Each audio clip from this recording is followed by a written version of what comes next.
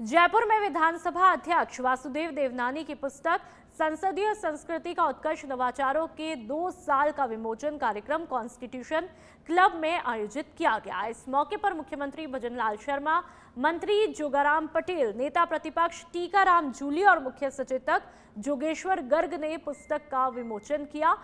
कार्यक्रम में deputy CM Premchand Bairwa, दिया कुमारी, पीसीसी चीफ गोविंद सिंह डोटासरा समेत कई मंत्री, विधायक प्रमुख, जनप्रतिनिधि भी मौजूद रहे। हमारी विधानसभा सबसे अधिक दिन राजस्थान की विधानसभा चलती है। मित्रों, मैं एक ही बात आपसे कहना चाहता हूं। मैं इतना कहना चाहता हूं आपसे कि हमारे इस राष्ट्र को बनाने में हमारी कितनी पीढ़ियां लगी हैं। उन्होंने अपना सर्वोच्च दे करके इस राष्ट्र को बनाने का काम किया है। हमारा ध्येय एक ही है, चाहे वो पक्ष के लोग हों या विपक्ष के लोग हों। हम राजस्थान की जनता का कैसे भला कर सकते हैं, उनके जीवन में खुशहाली कैसे ला सकते हैं, अंतिम पायदान पर खड़े व्यक्ति को हम कैसे आगे बढ़ा सकते हैं। राष्ट्रपिता महात्मा गांधी, बाबा साहब भीमराव अंबेडकर जी, पंडित दीनदयाल उपाध्याय जी, अटल बिहारी वाजपेयी जी, उन्होंने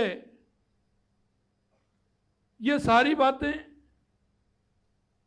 हम सभी को समय समय पर उनके साहित्य से, उनके मार्गदर्शन में लगातार हमको मिलती है।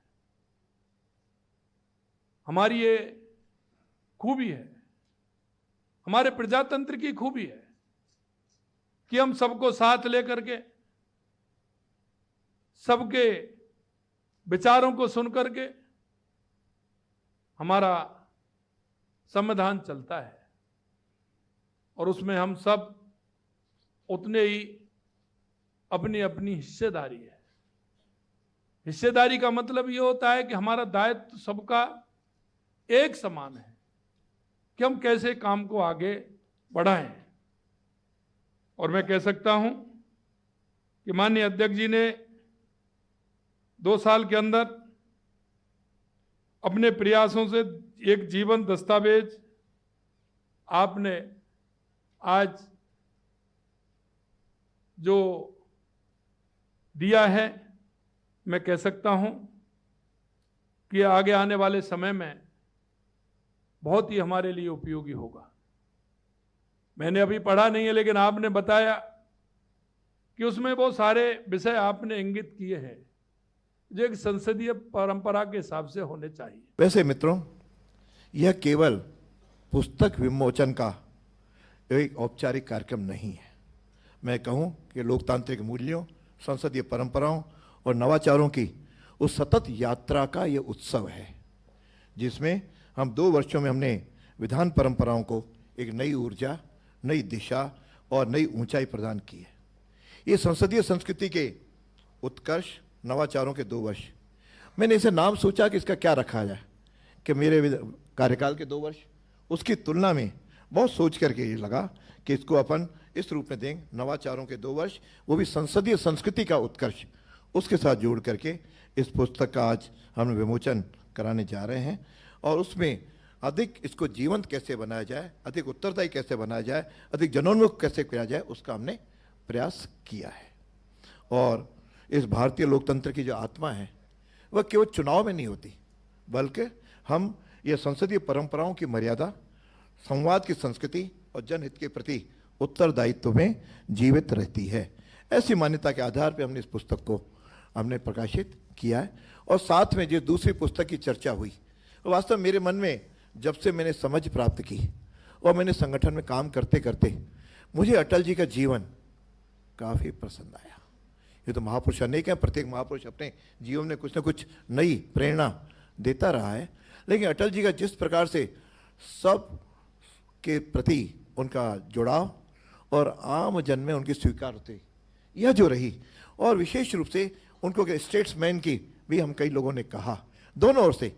जब कभी बांग्लादेश इंदिरा जी ने उसको विजय प्राप्त की भारत नंदा जी के नेतृत्व में। उस समय उनको माँ दुर्गा के साथ भी उन्होंने पुकारा। हमारी राजस्थान की विधानसभा जो है, मैं समझता हूं देश की कुछ चुनिंदा ऐसी विधानसभाएं हैं जिनमें सबसे अधिक चलती है।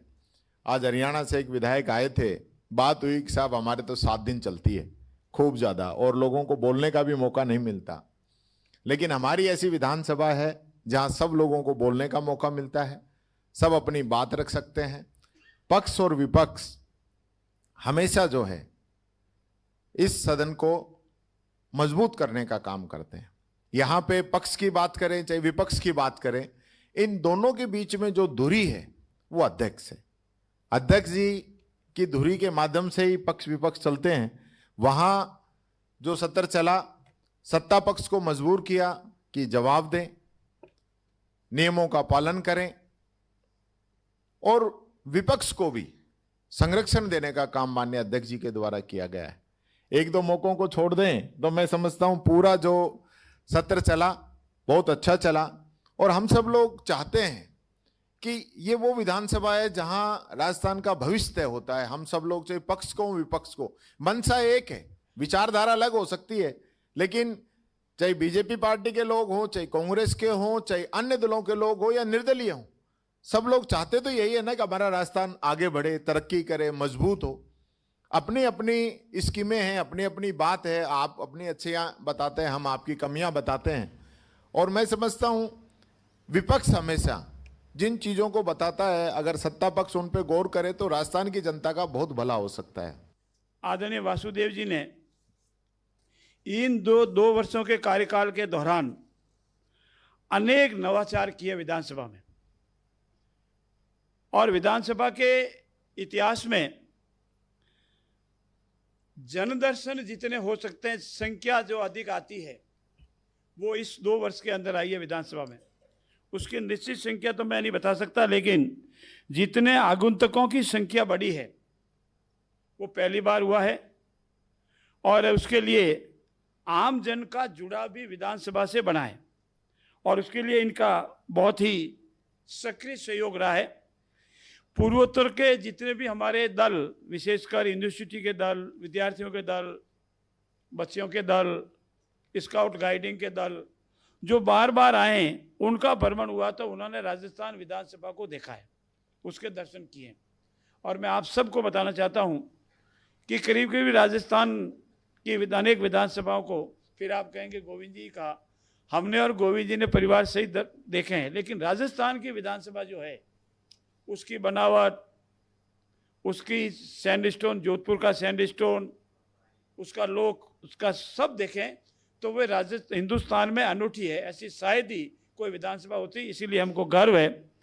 वंदे मातरम दीर्घा की स्थापना भी आदरणीय वासुदेव जी अध्यक्ष काल में हुई, और नवंबर